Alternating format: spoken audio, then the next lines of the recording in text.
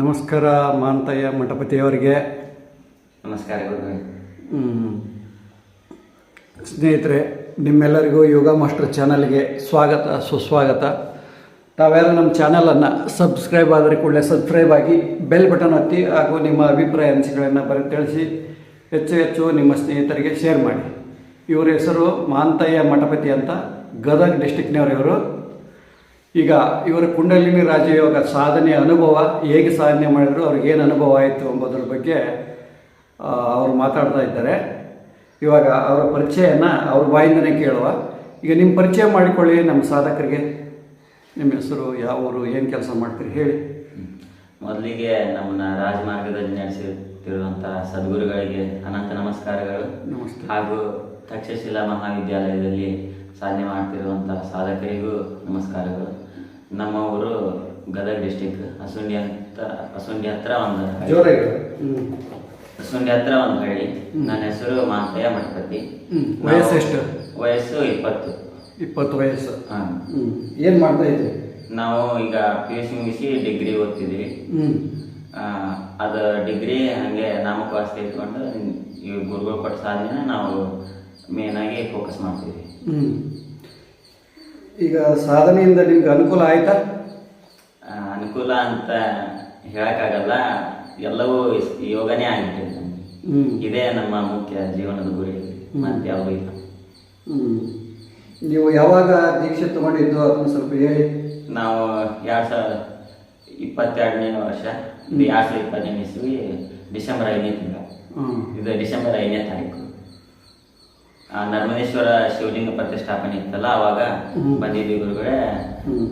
ಮತ್ತೆ ರವಿವಾರ ದೀಕ್ಷೆ ತಗೊಂಡು ಮತ್ತೆ ಸೋಮವಾರ ಲಿಂಗ ಪ್ರತಿಷ್ಠಾಪನೆ ಇತ್ತು, ಅವಾಗ ಬಂದಿದ್ವಿ. ಯೋಗಾನಂದ ಗುರುಗಳ ಭೇಟಿನೂ ಆಗಿತ್ತು ಗುರುಗಳೇ ಅವಾಗ. ಈಗ ನೀವು ಸಾಧನೆ ಹೇಗೆ, ಮನೆಗೆ ಹೋದ್ಮೇಲೆ ಹೇಗೆ ಪ್ರಾರಂಭ ಮಾಡಿದ್ರಿ, ಏನೆಲ್ಲ ತೊಂದರೆಗಳು ಬಂತು, ಏನೆಲ್ಲ ಫೇಸ್ ಮಾಡಿದ್ರಿ, ಅದ್ರ ಬಗ್ಗೆ ಹೇಳಿ. ನಾವು ಫಸ್ಟ್ ಇಲ್ಲೇ ಸಾಧನೆ ದೀಕ್ಷೆ ತಗೋಬೇಕಂತ ನಾವು ಹೈಸ್ಕೂಲಲ್ಲಿ ಓದುತ್ತಿರುವಾಗಲೇ 9ನೇ ತರಗತಿ ಇದ್ದೆ ಗುರುಗಳೇ. ಅವಾಗಿಂದ ನಾನು ನಿಮ್ಮ ಯೂಟ್ಯೂಬ್ ಚಾನಲ್ ಸ್ಟಾರ್ಟ್ ಆಗಿ ಒಂದು 8 ಮಂತ್ಸ್ ಆಗಿತ್ತು ಗುರುಗಳೇ. ಆವಾಗ ನಾನು ನಿಮ್ಮ ವಿಡಿಯೋ ನೋಡ್ತಿದ್ದೆ. ಬರ್ತಾ ಹೈಸ್ಕೂಲ್ ಮುಗೀತು, ಕಾಲೇಜಿನಲ್ಲಿ ಬಂದೆ. ಎಲ್ಲ ಬರೀ ಕಾಲೇಜ್ ಹೋಗ್ತಿದ್ದೆ ಕಡಿಮೆ, ಬರೀ ನಿಮ್ಮ ಎಲ್ಲ ವಿಡಿಯೋಗಳನ್ನ ನೋಡ್ತಿದ್ದೆ. ಎಲ್ಲ ನಿಮ್ಮ ಅನುಭವಗಳು, ನೀವು ಹೇಳಿರುವಂಥ ಎಲ್ಲಗಳನ್ನು ನೋಡಿ ಅವನ್ನೇ ನೋಡ್ತಿದ್ದೆ. PUC ಮುಗೀತು. PUC ಮುಗಿದ ನಂತರ ಡಿಗ್ರಿ ಅವಾಗ ಹಚ್ಚಬೇಕಿತ್ತು. 1 ವರ್ಷ ಗ್ಯಾಪ್ ಮಾಡಿದೆ. ನಿಮ್ಮ ಹತ್ರ ಬಂದು ಯೋಗ ದೀಕ್ಷೆ ತೊಗೊಂಡೆ. ನಿಮಗೆ ಅವಾಗ ಕಾಲ್ ಮಾಡಿದೆ, ಬಾರಪ್ಪ ಕೊಡ್ತೀನಿ ಅಂದ್ರಿ. ತಾವರೆಕೆರೆಗೆ ಬಂದು ಮಾರ್ಕೆಟ್ ಹಾಲ್ನಲ್ಲಿ ನಾವು ಯೋಗ ದೀಕ್ಷೆ ತೊಗೊಂಡು ಗುರುಗಳೇ. ಅವಾಗ ಫಸ್ಟ್ಗೆ ನಾವು ಗುರುಗಳ ಹತ್ರ ಬಂದಾಗ ಆವಾಗ ಗುರುಗಳು ನಮ್ಮ ಹಸ್ತರೇಖೆಗಳನ್ನು, ನಮ್ಮ ಗುಣಲಕ್ಷಣಗಳನ್ನು, ಯೋಗ ಮಾಡಲಿಕ್ಕೆ ಅರ್ಹರಿದ್ದಾರೋ ಇಲ್ಲೋ ಎಲ್ಲ ಅರ್ಹತೆಗಳನ್ನು ಚೆಕ್ ಮಾಡಿ ನಮ್ಮ ಗುರುಗಳೆಲ್ಲ ರೂಲ್ಸ್ ಆ್ಯಂಡ್ ರೆಗ್ಯುಲೇಷನ್ಸ್ ಹೇಳಿ ನಮ್ಮನ್ನ ಸಾಧನೆ ಮಾಡೋಕ್ಕೆ ಹೇಳಿ ಗೈಡ್ ಮಾಡಿದ್ವಿ ಗುರುಗಳು. ಮುಂದೆ ಸಾಧನೆಯಲ್ಲಿ 1ನೇ ಹಂತದಲ್ಲಿ ನಮಗೆ ಆಲೋಚನೆಗಳ ಸಂಖ್ಯೆ ಕಡಿಮೆ ಆಗಿದೆ ಗುರುಗಳೇ. 2ನೇ ಹಂತದಲ್ಲಿ ಮನಸ್ಸು ಸ್ಥಿರವಾಯಿತು, ಯೋಗದಲ್ಲಿ ಆಸಕ್ತಿ ಬರ್ತಾ ಇತ್ತು. 3ನೇ ಹಂತದಲ್ಲಿ ಅಂತೂ ಶರೀರ ಪರಿಶುದ್ಧವಾಗಿ ಫಿಟ್ನೆಸ್ ಅನ್ನೋದು ಬಂತು ಗುರುಗಳೇ. ಶರೀರದ ಕಲ್ಮಶಗಳೆಲ್ಲವೂ ಹೊರಟೋಗಿ ಶರೀರ ಶುದ್ಧಿಯಾಗಿ ಫಿಟ್ನೆಸ್, ಆರೋಗ್ಯ ಎಂಬುದು ನಮಗೆ ಗೊತ್ತಾಗ್ತದೆ. ಅದು ದೈಹಿಕವಾಗಿ, ಮಾನಸಿಕವಾಗಿ, ಶಾರೀರಿಕ, ಸಾಮಾಜಿಕವಾಗಿ, ಆಧ್ಯಾತ್ಮಿಕವಾಗಿ ಆರೋಗ್ಯ ಎಂಬುದು ನಮಗೆ ಸಿಕ್ತು ಗುರುಗಳೇ. ಮುಂದೆ 4ನೇ ಸ್ಟೇಜಿಗೆ ಬಂದಾಗ ನಮಗೆ ಊಟ ಕಡಿಮೆ ಆಯಿತು ಗುರುಗಳೇ. ನಂತರ ಈಗ ದೇವರ ದರ್ಶನ, ಒಳಗೆ ಚಕ್ರಗಳ ಜಾಗೃತಿ ಆಗೋದು ಅಂತ ರಹಸ್ಯ ಏನು ಅನುಭವ ಆಗಿಲ್ಲ ಗುರುಗಳೇ. ನಮಗೆ ಎಲ್ಲ ಪ್ರಾಕ್ಟಿಕಲ್ ಆಗಿ ಆಗಿಬಿಟ್ಟಿದೆ ಗುರುಗಳೇ. 4ನೇ ಹಂತದಲ್ಲಿ ಶರೀರ ಪರಿಶುದ್ಧವಾಯಿತು, ಯಾವುದೇ ರಾಜಸಿಕ ತಾಮಸಿಕ ಆಹಾರ ಸೇರಲೇ ಇಲ್ಲ. ಹೊಳ್ಳಿ ಪ್ರಕೃತಿಯ ಸೂಕ್ಷ್ಮಾತಿ ಸೂಕ್ಷ್ಮ ರಹಸ್ಯಗಳು ತಿಳಿತಾ ಹೋಗುದು. ಈಗ 5ನೇ ಸ್ಟೇಜಲ್ಲಂತೂ ಎಲ್ಲ ಒಂದೇ ಹೊತ್ತು ಊಟ ಇದ್ರೆ ಸಾಕು. ಹ್ಞೂ ಬೆಳಿಗ್ಗೆ ಪ್ರಾಣಾಯಾಮ ಮಾಡ್ತೀವಿ, ಸಾಯಂಕಾಲ ಧ್ಯಾನ ಮಾಡ್ತೀವಿ. ಹ್ಞೂ ಮತ್ತೆ ನೀವು ಹೇಳಿದಂತೆ ಅವು ಅನುಭವ ಆಗ್ತಿದೆ ಗುರುಗಳೇ. ಹ್ಞೂ ಈಗ 5ನೇ ಹಂತದಲ್ಲಿ ನೀವು ಯಾವ ಥರ ಅನುಭವ ಆಗ್ಬೇಕಾಗಿತ್ತು ಅಂತ ಹೇಳಿದ್ರೆ ಆ ಥರ ಆಗಿದೆ ಗುರುಗಳೇ ಅನುಭವ. ಈಗ ಈ ಸಾಧನೆ ಮಾಡೋಕ್ಕೆ ನಿಮ್ಮ ಮನೆಯಲ್ಲಿ ಅಬ್ಜೆಕ್ಷನ್ ಏನಾದರೂ?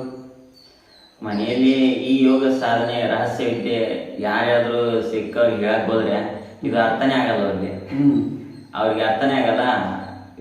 ಸ್ವಲ್ಪ ಶಾಣ್ಯರಿದ್ದವರು ಹ್ಞೂ ಅಂತ ಸುಮ್ಮನೆ ಆಗ್ತಾರೆ.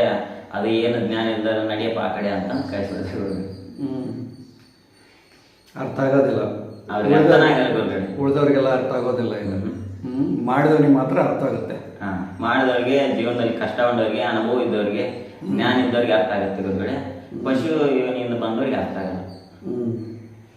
ಇವಾಗ ನಿಮಗೆ ದೇವಿ ಪಾರಾಯಣ, ಜ್ಞಾನ ಸಿಂಧು ಏನಾದರೂ ಅರ್ಥ ಆಗ್ತಾ ಇದೆಯಾ? ನಮಗೆ ಅದೇ ನಮಗೆಲ್ಲ ಆಧಾರ, ಮೂಲ ಆಧಾರಗಳು ನಮ್ಮ ಆಧ್ಯಾತ್ಮಿಕ ಸಾಧನೆಯಲ್ಲಿ.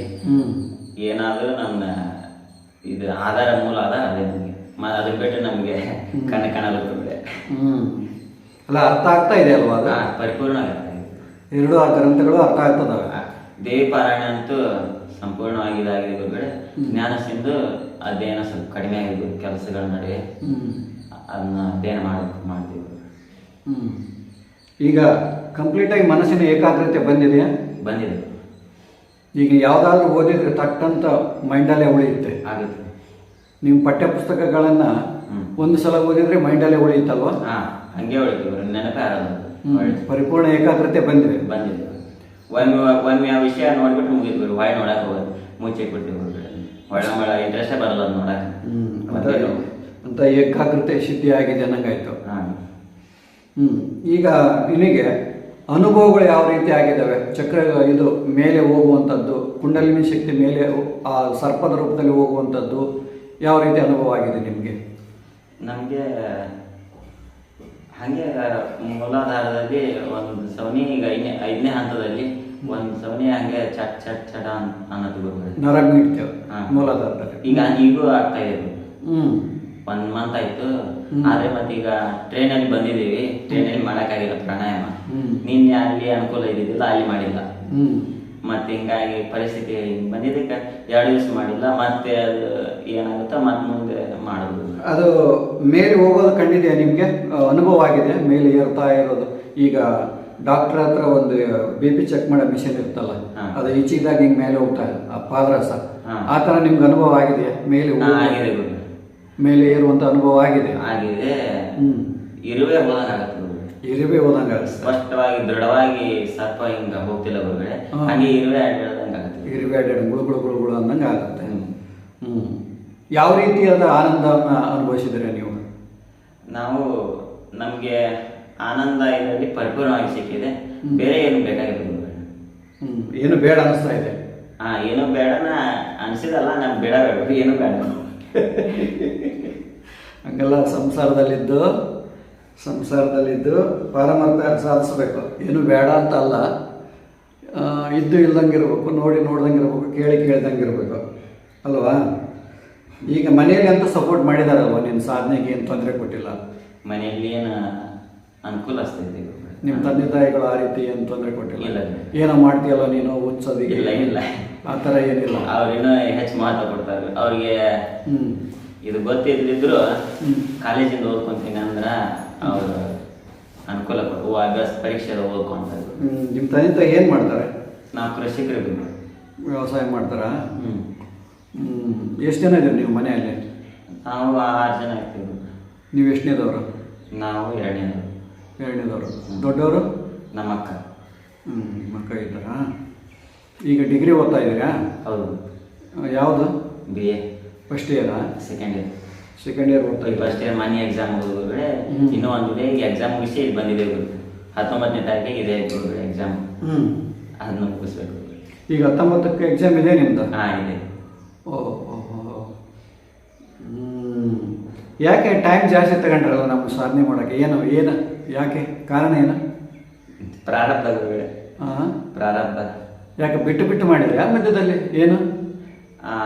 ಈಗ ನೀವು ಹೇಳಿದಂತೆ ನಾವು ಹೋದಿ ಗುರುಗಳು ಮಾಡಕ್ಕೆ ಒಂದು ತಿಂಗಳಂತೂ ಒಟ್ಟ ತಪಸ್ಲೇ ಇಲ್ಲ, ಒಂದು 2-3 ತಿಂಗಳಂತೂ ಒಟ್ಟ ತಪಸ್ಲೇ ಇಲ್ಲ ಗುರುಗಳೇ.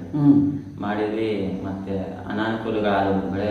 ಹೊಲದಲ್ಲಿ ಕೆಲಸ ಅದು, ಇಲ್ಲ ಯಾವ ಒಂದು ಅನಿವಾರ್ಯ ಪ್ರಸಂಗ ಬಂದ್ಬಿಡುದು, ಇಲ್ಲ ಕಾಲೇಜ್ಗೆ ಹೋಗಬೇಕನ್ನೋ ಬರೋದು, ಇಲ್ಲ ಯಾವ್ದಾದ್ರು ಊರಿಗೆ ಹೋಗಿ ಬರೋದು, ಇಲ್ಲ ಎಲ್ಲ ಸುದ್ದಿ ಇತ್ತಂದ್ರು ದೈಹಿಕ ಆರೋಗ್ಯ ಬೆಳಿಗ್ಗೆ ಹೇಳದೆ ಆಗದಿರುವಂಥದ್ದು, ಆಲಸ್ಯ, ಸೋಮಾರಿತನ.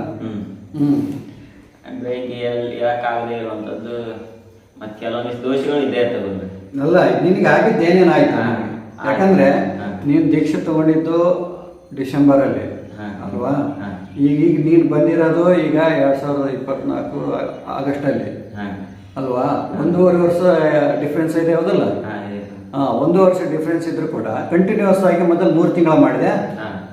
ಆಮೇಲೆ ಎಷ್ಟು ದಿವಸ ಮಧ್ಯದಲ್ಲಿ ಗ್ಯಾಪ್ ಬಿಟ್ಟೆ? ಆಮೇಲೆ ಮಧ್ಯದಲ್ಲಿ 4 ದಿನ 8 ದಿನ ಕಾಮನ್ ಆಗಿಬಿಟ್ಟಿದ್ದೆ. ಮತ್ತೆ ವಿಚಾರ ಮಾಡಿ ಇದು ಮಾಡ್ಬೇಕನ್ಸಿ ಮತ್ತು ಮರುದಿವ್ಸನೇ ಚಲೋ ಮಾಡಿ ಮತ್ತೆ 1 ವಾರ ಸರಿಯಾಗಿ ಮಾಡ್ತಿದ್ವಿ ಗುರುಗಳೇ. ಮತ್ತೊಂದು ಏನು ತಗ್ಬಿಟ್ಲೆ ಮತ್ತೊಂದು 2 ದಿವಸ ಬಿಟ್ರೆ ಮತ್ತೆ ಇದು ಮಾಡ್ತಿದ್ದೆ ಗುರುಗಳೇ. ಈಗ ಹಂಗ 4 ದಿನ ಬಿಡೋದು, 1 ವಾರ ಮಾಡೋದು, ಮತ್ತೆ 2 ದಿವಸ ಬಿಡೋದು, 8 ದಿನ ಮಾಡೋದು, ಮತ್ತೆ ಹಿಂಗೆ ಒಂದೊಂದು ದಿನ ಬಿಟ್ರು ಕಂಟಿನ್ಯೂ ಆಗಿ ಮಾಡ್ಕೊಂಡು ಬಂದಿದೆ ಗುರುಗಳೇ. ಈಗ ನೀವು ಹೇಳದಂತೆ ಅನುಭವಗಳಾಗ್ತಿವೆ. ಈಗ 5ನೇ ಹಂತದಲ್ಲಿ, ಈ 5ನೇ ಹಂತ 1 ದಿವಸನೂ ಬಿಟ್ಟಿಲ್ಲ. 5ನೇ ಹಂತ 1 ದಿವಸನೂ ಬಿಟ್ಟಿಲ್ಲ. ಇದು ಕರೆಕ್ಟ್ ಆಗಿದೆ ಗುರುಗಳೇ. ಕರೆಕ್ಟ್ ಆಗಿ ಅನುಭವ. ಈಗ ನಿರಂತರವಾಗಿ ಯೋಗ ಕರೆಕ್ಟ್ ಆಗ್ತಿದೆ. ನೀನು ಸರಿಯಾಗಿ ಮಾಡಿದ್ರೆ 6 ತಿಂಗಳಲ್ಲಿ ಮುಗೀತು. ಹೌದು. ಹೌದಾ? ಇನ್ನು ಮುಂಚೆನೆ ಮುಗೀತಿತ್ತು ಗುರುಗಳೇ. 5 ತಿಂಗಳು ಮುಂಚೆನೆ ಮುಗೀತಿತ್ತು. 3 ತಿಂಗಳ ಕಂಟಿನ್ಯೂ ಆಗಿ ಮಾಡಿ 4ನೇ ತಿಂಗಳಿಂದ ಬಿಟ್ಟುಬಿಟ್ಟೆ. ಬಿಡೋದು ಮಾಡೋದು ಮಾಡಿದೆ. ಅದರ ಅನುಭವ ಕೊಟ್ಟಿಲ್ಲ ಅಂತಲ್ಲ, ಕೊಟ್ಟಿದೆ. ಸ್ವಲ್ಪ ನಿಧಾನಗತಿಯಲ್ಲಿ ಕೊಟ್ಟಿದೆ. ಅದು ದೋಷಗಳು ನಮ್ಮಲ್ಲಿ ಗುರುಗಳೇ. ನೀವು ಕೊಟ್ಟಿದ್ದೇನಿದೆ ಅದು 2 ತಿಂಗಳಲ್ಲಿ ಕೊಟ್ಟ 1 ತಿಂಗಳಲ್ಲಿ ಎಲ್ಲ ರಿಸಲ್ಟ್ಸ್ ಬರಕತ್ಬಿಡ್ತಾವೆ. ಅದು ತಿಳಿತಾ ಬಂದ್ಬಿಡುತ್ತೆ ಎಲ್ಲ ರಿಸಲ್ಟ್. ಎಲ್ಲ ಪಾಲಕರಿಗೆ ಹೇಳೋದೇನೆಂದರೆ, ನಿಮ್ಮ ಮಕ್ಕಳು ಕಾಲೇಜಿಗೆ ಹೋಗ್ತಾ ಇರಲಿ, ಡಿಗ್ರಿ ಓದ್ತಾ ಇರಲಿ, ಏನೇ ಓದ್ತಾ ಇರಲಿ, 6 ತಿಂಗಳ ಏನಾದರೂ ಈ ಸಾಧನೆ ಮಾಡಿದರೆ ಅವರಿಗೆ ಏಕಾಗ್ರ ಸಿದ್ಧಿ ಆಗುತ್ತೆ. ಹೌದಲ್ವಾ? ಆಗುತ್ತೆ, 100%. ಅವ್ರು ಯಾರನ್ನೇ ಇರಲಿ, ಯಾವುದೇ ಕಾಂಪಿಟೇಷನ್ ಎಕ್ಸಾಮ್ ಬರೀಬೇಕಂದ್ರೆ ಅವ್ರು ಏನೇ ಇರಲಿ ಗುರುಗಳೇ, ಅವ್ರಿಗೆ ಏಕಾಗ್ರತೆ ಸಿದ್ಧಿ ಆಗುತ್ತೆ. ಏಕಾಗ್ರತೆ ಅಂತ ಸಿದ್ಧಿ ಆಗುತ್ತೆ. ಅವರು ಯಾವುದಾದ್ರೂ ಕಾಂಪಿಟೇಷನ್ ಎಕ್ಸಾಮ್ ಬರೀಬೋದು ಅಲ್ವಾ? ಈ ಓದೋದ್ರಲ್ಲಿ ಹಿಂದುಳಿದವರು ಕೂಡ ಈ ಯೋಗ ಸಾಧನೆ ಮಾಡೋದ್ರಿಂದ ಅವರು ಉತ್ತಮ ಮಟ್ಟದಲ್ಲಿ ತೇರ್ಗಡೆ ಹೊಂದೋದಕ್ಕೆ ಪರೀಕ್ಷೆಯಲ್ಲಿ. ನಂತರ ಈ PUC ಫೇಲ್ ಆಗಿ 1 ವರ್ಷ ಗ್ಯಾಪ್ ಮಾಡಿರ್ತಾರೆ ಗುರುಗಳೇ, ಅವರು ಈ ಸಾಧನೆ ಮಾಡ್ಬೋದು. ಹೊಳ್ಳಿ ಈಗ PUC ಮುಗಿಸಿ ಇದು ಮೆಕ್ಯಾನಿಕಲ್ ಎಜುಕೇಶನ್ ಫಾಲೋ ಮಾಡೋರು CET ಆಗಿಲ್ಲ, ಆ ಕಾಲೇಜ್ ಸಿಕ್ಕಿಲ್ಲ, ನಾವು ಅನ್ಕೊಂಡು ಸಿಕ್ಕಿಲ್ಲ ಅಂತ ಗ್ಯಾಪ್ ಮಾಡ್ತಿರ್ತಾರೆ ಗುರುಗಳೇ. ಅದರಿಂದ ಬೇಸತ್ತು ಅವರು 1 ವರ್ಷ ಗ್ಯಾಪ್ ಮಾಡಿ ಇದು ಮಾಡ್ಬೋದು. ಅಂಥವ್ರಿಗೆ ಒಂದು ಸಲಹೆ ಕೊಡ್ತಾ ಇದ್ದೀರಿ. ಹೌದು, ಅವ್ರಿಗೆ ಮೇನ್ ಆಗಿ ಕೊಡೋದು ನಾವೀಗ. ಅಂಥವ್ರಿಗೆ ಕೊಡೋದು. ಮತ್ತೆ ಡಿಗ್ರಿ ಓದ್ತಿರೋರಿಗೆ PUC ಮುಗಿದವ್ರಿಗೆ ನಾವು ಮೇನ್ ಆಗಿ ಕೊಡೋದು. ಮತ್ತೆ ನಾವು ಬಂದು ಈ ಸಾಧನೆ ಮಾಡಿ, ದೀಕ್ಷೆ ತಗೊಳ್ಳಿ, ಸಾಧನೆ ಮಾಡಿ ನಿಮ್ಮ ಉದ್ಧಾರ ಮಾಡಿಕೊಳ್ಳಿ. ಅಲ್ಲ, ನಾವು ದೀಕ್ಷೆ ಕೊಟ್ಟು ಇದು ಮಾಡಿದ್ರೆ ನಮ್ಮ ಉದ್ಧಾರ ಏನಾಗೋದಿಲ್ಲ, ತಗೊಂಡವ್ರು ಉದ್ಧಾರ ಆಗ್ತಾರೆ. ಹೌದಲ್ಲ? ಹೌದು. ಅವರಂತ ಉದ್ಧಾರ ಆಗ್ತಾರೆ. ನಾವು ಉದ್ಧಾರ ಆಗ್ತೀವಿ, ಹಂಗೆ ಇರ್ತೀವಿ, ನಮ್ಮನ್ನು ಬಿಟ್ಬಿಡು. ಅವರಂತ ಉದ್ಧಾರ ಆಗ್ತಾರೆ, ಇವ್ರು ತಗೊಂಡವ್ರೆ. ಹಾಗೆ ಆಗ್ತದೆ, ಅನುಮಾನ ಇಲ್ಲ. ಅದು ಅವ್ರಿಗೆ ಅರ್ಥ ಆಗಿಲ್ಲ ಅಂದ್ರೆ ಅವ್ರಿಗೆ ಆ ಜ್ಞಾನ ಇಲ್ಲ ಅಂತ ಅರ್ಥ. ಈಗ ನಮ್ಮ ಗುರುಕುಲದ ಗ್ರೂಪಲ್ಲಿ, ನಮ್ಮ ಗುರುಕುಲದಲ್ಲಿ ಅನೇಕ ಜನ ಸಾಧಕರು ಮಧ್ಯದಲ್ಲಿ ಬಿಟ್ಟಿದ್ದಾರೆ. ಅಂಥವ್ರಿಗೆಲ್ಲ ಏನು ಹೇಳ್ತಾರೆ? ಅಂಥವ್ರಿಗೆ ಸಾಧಕರಲ್ಲಿ ಅಂದರೆ ನಮ್ಗಾದ ಅನುಭವ ಹೇಳ್ಬೇಕಂದ್ರೆ, ಸಾಧನೆಯಲ್ಲಿ ಮತ್ತೆ ಅಡೆತಡೆಗಳು ಇದ್ದಿದ್ದೆ, ಅಪ್ಸ್ ಆ್ಯಂಡ್ ಡೌನ್ಸ್ ಡೈಲಿ ಇದ್ದಿದ್ದೆ. ಯಾರಿಗೇ ಆದರೂ ಎಂಥವ್ರೇ ಆದರೂ ಅಪ್ಸ್ ಆ್ಯಂಡ್ ಡೌನ್ಸ್ ಇದು ಸಾಮಾನ್ಯ. ಬಿಡದೆ ಮತ್ತು ಇವತ್ತು ಆಗದಿದ್ರು ಇವತ್ತು ತಪ್ಪಾಗಿದೆ ಮತ್ತು ನಾಳೆ ಅದನ್ನು ಸರಿಯಾಗಿ ಮಾಡ್ಬೇಕಪ್ಪ ಅಂತಂದು ಮತ್ತು 1 ಕಿಲೋಮೀಟರ್ ಕರೆಕ್ಟಾಗಿ ಸ್ಟಾರ್ಟ್ ಮಾಡಬೇಕು. ನೀವು ಹೇಳಿದಂತೆ ಕಂಟಿನ್ಯೂ ಆಗಿ ಕರೆಕ್ಟಾಗಿ ಮಾಡಿದರೆ ಆಗುತ್ತೆ, ಬೇಗ ಅನುಭವ ಆಗುತ್ತೆ. ಈಗ ಅವರು ಬಿಟ್ಟಿದ್ರು ಕೂಡ ಸೋಮಾರಿತನ, ಆಲಸ್ಯ, ಅದರಿಂದ ಅಥವಾ ಜನ್ಮಾಂತರ ಪ್ರಾರಬ್ಧ ಕರ್ಮಗಳು ಅನುಸಾರ ಬಿಟ್ಟಿದ್ರು ಕೂಡ ಮತ್ತೆ ಹೊಸ ಸ್ಪಿರಿಟನ್ನು ತೆಗೆದುಕೊಂಡು ಮತ್ತೆ ಅವರು ಪ್ರಾರಂಭ ಮಾಡೋಕ್ಕೆ ಅಡ್ಡಿ ಇಲ್ಲ ಅಲ್ವಾ? ಹೌದು. ಹೇಳಿ, ನೀವು ಸಲಹೆ ಕೊಡಿ ಸಾಧಕರಿಗೆ, ಈ ಥರ ಮಾಡಿ ಹಿಂಗೆ ಆಗುತ್ತೆ ಅಂತ ಹೇಳಿ ಸ್ವಲ್ಪ. ಸಾಧನೆಯಲ್ಲಿ ನಿಮ್ಗೆ ಏನೇ ಪರಿಸ್ಥಿತಿಗಳಾದ್ರೆ, ಅದು ಎದುರಾದರೂ ಅಡೆತಡೆಗಳು ಉಂಟಾದರೂ ನೀವು ತಲೆ ಕೆಡಿಸ್ಕೊಳ್ಳೋ ಅವಶ್ಯ ಇಲ್ಲ. ಅವು ಸಾಮಾನ್ಯ. ನೀವು ಅದಕ್ಕೆ ಅದರ ಸಮಸ್ಯೆಗಳ ಮೇಲೆ ಗಮನ ಕೊಟ್ಟು ಹೀಗಾಗ್ತಿದೆ ಅಂತಂದು ನೋಂದ್ಕೊಂಡು ನೀವು ಸಾಧನೆ ಬಿಟ್ಟರೆ ಮತ್ತಿಟ್ಟು ನೀವು ಕೆಳಮಟ್ಟಕ್ಕೆ ಹೋಗ್ತೀರಿ.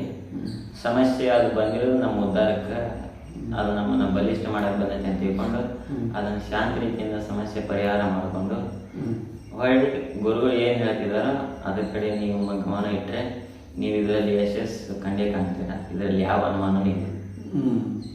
ಯಾವ ಅನುಮಾನ ಇಲ್ಲ ಇಲ್ಲ. ಮುಂದೆ ಈ ಸಾಧನೆ ನೀವು ಕಂಟಿನ್ಯೂ ಆಗಿ ಮಾಡಬೇಕು. ಕಂಟಿನ್ಯೂ ಆಗಿ ಈ ಸಾಧನೆ ಇನ್ನೂ ಸ್ವಲ್ಪ ದಿವಸ ಮುಂದುವರಿಸ್ಬೇಕು ನೀವು. ಆಮೇಲೆ ನಾನು ಕೆಲವೊಂದು ಹೇಳ್ತೀನಿ, ಕೆಲವೊಂದು ಮಂತ್ರಗಳು ಕೊಡ್ತೀನಿ, ಮಂತ್ರ ಸಾಧನೆನೂ ಮಾಡಬೇಕು. ಆಮೇಲೆ ಈ ಸಾಧನೆಯನ್ನು ಮುಂದುವರಿಸ್ಬೇಕು. ದೇವಿ ಪಾರಾಯಣ ಜ್ಞಾನ ಸಿಂಧು ಪರಿಪೂರ್ಣವಾಗಿ ಅರ್ಥ ಮಾಡ್ಕೋಬೇಕು. ಅದರ ಜೊತೆಯಲ್ಲಿ ನಿಮ್ದು ಏನು ಡಿಗ್ರಿ ಓದ್ತಾ ಇದ್ರೆ ಆ ಡಿಗ್ರಿ ಕೂಡ ಓದಿ. ಇಲ್ಲ ಗುರುಗಳೇ, ನೀವು ಹೇಳಿದಂತೆ ಮಾಡೋದು ನಾವು. ಆ ಡಿಗ್ರಿ ಈಗ ಬಿಟ್ಬಿಡೋಣ ನಾವು. ಡಿಗ್ರಿ ಬಿಡೋ ಅವಶ್ಯಕತೆ ಇಲ್ಲ. ನಮ್ಗೆ ಅವಶ್ಯ ಇಲ್ಲ ಗುರುಗಳೇ. ಅಲ್ಲ, ನಿಮ್ಗೆ ಅವಶ್ಯ ಇಲ್ಲ ಅಂದ್ರೂ ಕೂಡ ಡಿಗ್ರಿ ಬಿಡೋ ಅವಶ್ಯಕತೆ ಇಲ್ಲ. ಪ್ರಪಂಚದ ಜನಗಳಿಗೆ ಸರ್ಟಿಫಿಕೇಟ್ ಬೇಕಾಗಿದೆ. ಸ್ವಾಮಿ ವಿವೇಕಾನಂದ ಅಂತವರೇ LLB ಓದಿದ್ರು, ಹೌದಾ? ಅಂಥವ್ರೇ BA ಮಾಡಿ LLB ಮಾಡಿದ್ರು, ಹೌದಾ? ಸಂಬಂಧ ಏನಿಲ್ಲ, ಅದಕ್ಕೂ ಇದಕ್ಕೂ ಸಂಬಂಧ ಏನಿಲ್ಲ. ಆದರೆ ಅದೆಲ್ಲ ಮನಸ್ಸಿಗೆ ಸಂಬಂಧಪಟ್ಟಿದ್ದು, ನಮ್ಮೆಲ್ಲರ ಮನಸ್ಸಿಗೆ ಸಂಬಂಧಪಟ್ಟಿದ್ದು. ತಲೆ ಕೆಡ್ಸ್ಕೊಳಕ್ಕೆ ಹೋಗ್ಬೇಡಿ. ನೀವು ಡಿಗ್ರಿ ಕಂಪ್ಲೀಟ್ ಮಾಡಿ ಕಾಂಪಿಟೇಷನ್ ಯಾವುದಾನ ಎಕ್ಸಾಮ್ ಬರೋಕ್ಕೆ KS IAS ಇವು ಯಾವನ ಎಕ್ಸಾಮ್ಗಳು ಬಂದರೆ ಎಕ್ಸಾಮ್ಗಳು ಫೇಸ್ ಮಾಡಿ ಒಳ್ಳೆಯ ಗೋರ್ಮೆಂಟ್ ಜಾಬು ಅಥವಾ ಯಾವುದಾದ್ರೂ ಬಿಸ್ನೆಸ್ಸು ಅದರಲ್ಲಿ ಮುಂದುವರಿರಿ. ಆದರೆ ನಿಮ್ಮ ಜೀವನ ಮಾತ್ರ ಚೆನ್ನಾಗಿರಬೇಕು, ಮೌಲ್ಯಯುತವಾಗಿರಬೇಕು, ಆದರ್ಶ ಜೀವನ ಆಗಿರಬೇಕು. ನಿಮ್ಮನ್ನು ನೋಡಿ 10 ಜನ ಹೌದೌದು ಅಂದಿರಬೇಕು. ಆ ರೀತಿ ನೀವು ಜೀವನವನ್ನು ಮಾಡಬೇಕು. ಈಗ ನಾನು ನಿಮ್ಮ ವಿಡಿಯೋಕ್ಕೆ ನಿಮ್ಮ ಫೋನ್ ನಂಬರ್ ಕೊಟ್ಟಿರ್ತೀನಿ. ಕೆಲವರು ಸ್ಟೂಡೆಂಟ್ಗಳು ನಾವು ಸಾಧನೆ ಮಾಡಬೇಕಂತ ಬಯಸೋರಿಗೆ ಸ್ವಲ್ಪ ನಿಮ್ಮ ಮಾಹಿತಿಯನ್ನು ಕೊಡಿ. ನಿಮ್ಮ ಫೋನ್ ನಂಬರ್ನ ವಿಡಿಯೋದಲ್ಲಿ ಹಾಕಿರ್ತೀನಿ. ಅಂಥವ್ರಿಗೆ ಒಂದು ಮಾರ್ಗದರ್ಶನ ಕೊಡಿ. ಹಿಂಗೆ ಮಾಡಿ ಅಂತಂದು ಮಾರ್ಗದರ್ಶನ ಕೊಡಿ. ಹಿಂಗೆ ಮಾಡಿ ಇವತ್ತಿನ ಈ ವಿಡಿಯೋ ಮುಗಿಸೋಣವಾ? ಸರಿ, ನಮಸ್ಕಾರ.